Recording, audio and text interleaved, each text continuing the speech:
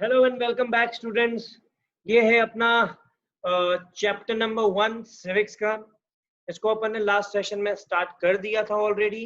जिसका first part था what is democracy, वो अपन ने अच्छे से कंप्लीट कर लिया है। आई गेस आप लोगों को उस टाइम पे समझ में भी आ गया था।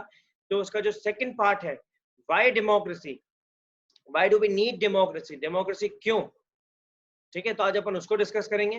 बहुत छोटा सा टॉपिक है जो बाकी रह गया। अपना मेजर पार्ट तो जो है इसका व्हाट इज डेमोक्रेसी जो अपन ने ऑलरेडी खत्म कर लिया, ठीक है। आई गेस आप लोगों को याद होंगे पाकिस्तान, चाइना, मेक्सिको, इन सब के जो एग्जाम्पल्स अपन लिए थे, ठीक है। तो अपन इसमें डेमोक्रेसी की बात करते हैं कि व्हाई डेमोक्रेसी के अंदर अपन सिर्फ दो चीजों को लेके बात करेंगे।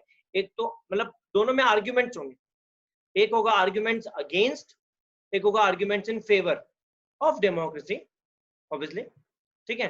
तो अपन स्टार्ट करते हैं अपने आर्ग्यूमेंट्स अगेंस्ट में। तो जो अगेंस्ट में जो पॉइंट्स हैं वो कुछ जनरल पॉइंट्स हैं जो आप डेली बेस पे या फिर जो आपका पॉलिटिकल पर्सपेक्टिव है उसके बेस पे आप कहीं ना कहीं देखते होंगे या आपने नोटिस किया होगा। अगर इन पॉइंट्स को आप जनरल बेसिस पे रीड आउट भी करेंगे क्योंकि आपको समझ आ जाएगा, बट स्टिल मैं आपको समझा देता हूँ। जो फर्स्ट पॉइंट है वो है leaders keep changing in a democracy leading to instability. Obviously बात है, ये आर्ग्यूमेंट जो अगेंस्ट में जाना ही था क्योंकि कोई भी पॉलिटिकल लीडर जो है वो फिक्स नहीं है, ठीक है। वो स्टेबल नहीं है। अगर वो जैसा प्रोमिस करता है अपने से, अगर वो वैसा काम करेगा तो कंटिन्यू रहेगा, लेकिन ऐसा होता ही नहीं है। एवरी 5 years में अपन क्या करते हैं, मैक्सिमम 2 10 year, उसके बाद अपना जो लीडर है वो चेंज हो जाता है। तो इस वजह से जो डेमोक्रेसी है जो कंट्री के अंदर है वो स्टेबल कभी हो ही नहीं पाती।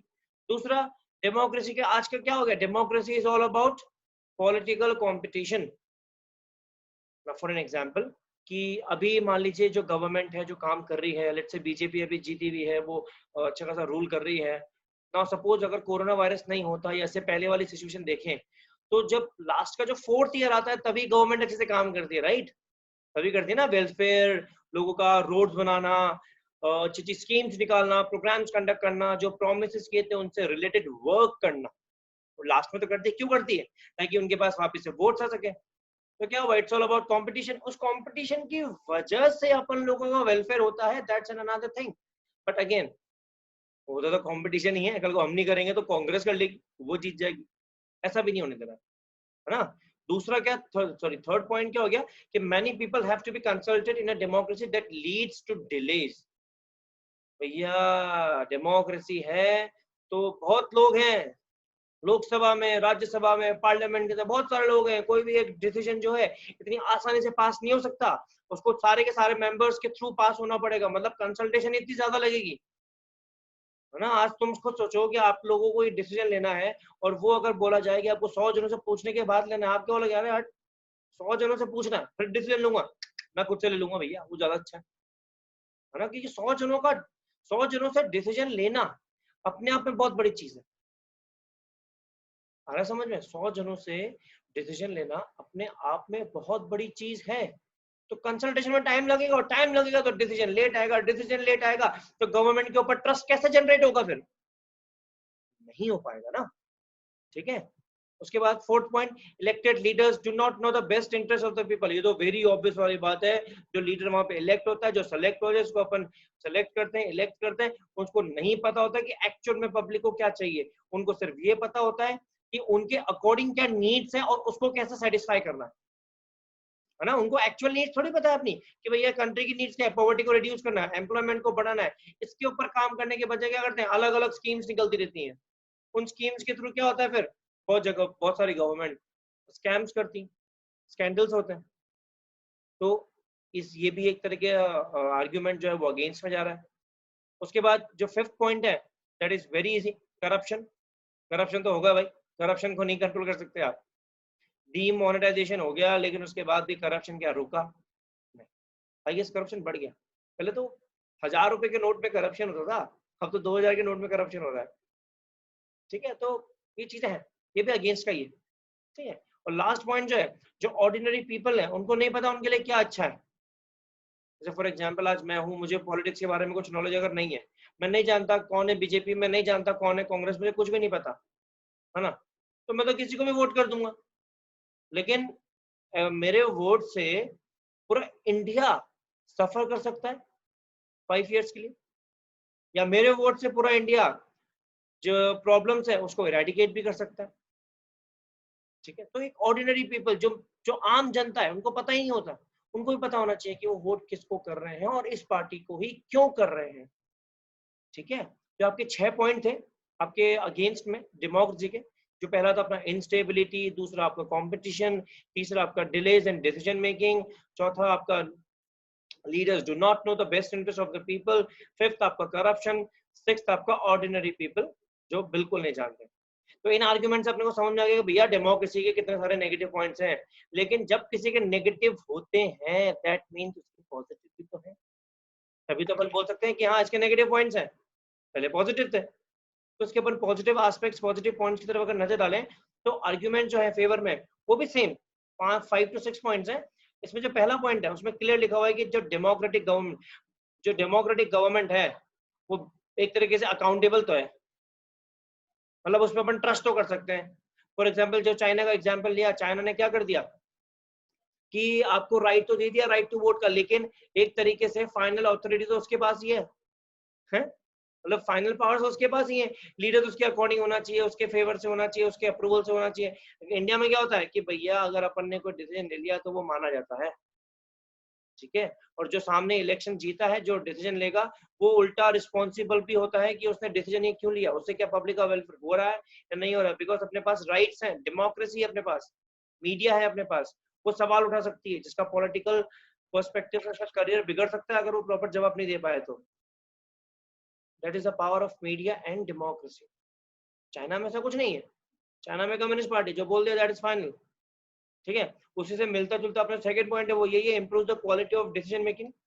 वेरी ऑब्वियस, जैसा मैंने एग्जांपल दिया ना कि आप लोगों को एक ही डिसीजन, एक ही क्वेश्चन 100 जनों से पूछना है तो प्रॉब्लम तो आएगी आएगी, लेकिन उससे उस डिसीजन की, उस आंसर की क्वालिटी पे कितना इम्पैक्ट पड़ेगा, ये सोचा आपने, वो कितना पॉजिटिव एस्पेक्ट होगा, है कि नहीं। मतलब आज मैं अकेले लग रहा हूँ, क्या पता मैं गलत हूँ, लेकिन जब मैं 100 जनों से पूछूंगा, उन 100 जनों में से अगर मुझे 50 से ऊपर जो लोग हैं वो बोलेंगे, 50+ अगर लोग मुझे बोलेंगे कि नहीं जो आप डिसीजन ले रहे हो सर दैट इज रॉन्ग, उससे कुछ नहीं होगा, उससे कुछ बेनिफिट नहीं होगा, तो फिर मैं एक बार वो डिसीजन लेने से पहले सोचूंगा कि क्या ये वाकई मेरे लिए गलत है, हाँ?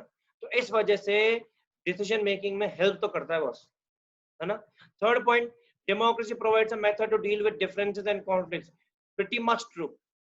आज अपने इंडिया के अंदर कितनी अलग अलग सोसाइटीज हैं, कितने अलग अलग कल्चर्स हैं, कितने अलग अलग रिलीजन्स, कास्ट, सबका अलग अलग लैंग्वेज, सबका अलग अलग कस्टम, सबका अलग अलग ट्रेडिशन, ये सब है क्योंकि डेमोक्रेसी अपने पास। अगर डेमोक्रेसी नहीं होती तो क्या होता, जो एक रूलर होता वो जो बोलता अपने को मानना पड़ता, लेकिन नहीं, अपन राइट्स को एंजॉय कर रहे हैं, right to freedom of religion, जो मेरी मर्जी में उस रिलीजन को ऑप्ट कर रहा हूँ, उसके अकॉर्डिंग जो उसका कस्टम है, जो उसका ट्रेडिशन है, मैं उसको फॉलो कर रहा हूँ, है ना। तो ये सब क्यों हो रहा है, क्योंकि अपने पास डेमोक्रेसी है।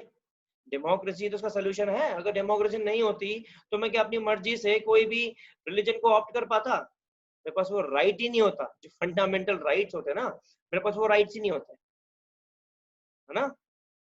Fifth point, democracy enhances the dignity of citizen, ठीक है, sorry, fourth point, democracy enhances the dignity of citizens.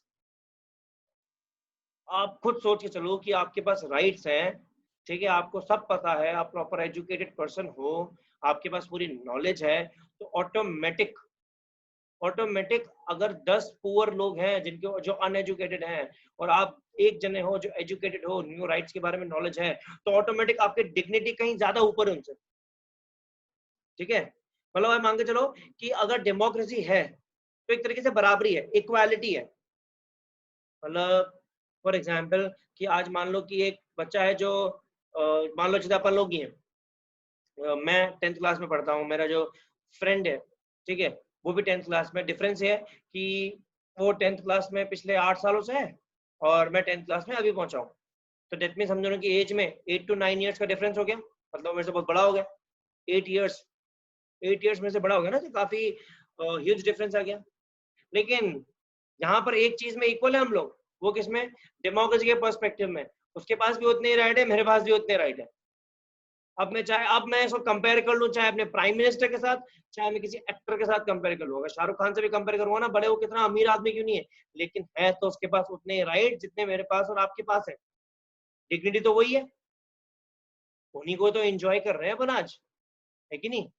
इसीलिए जिसका लास्ट पॉइंट है वो इसके साथ ही समझ में आता है कि democracy is better than other forms of government because it allows us to correct our own mistake. जो प्रोमिसेस अगर अपने को किए गए नेताओं ने, पॉलिटिकल लीडर्स ने, वो पूरे नहीं किए, अगर वो फॉल्स निकले, तो अपने पास क्या पावर है? Right to vote.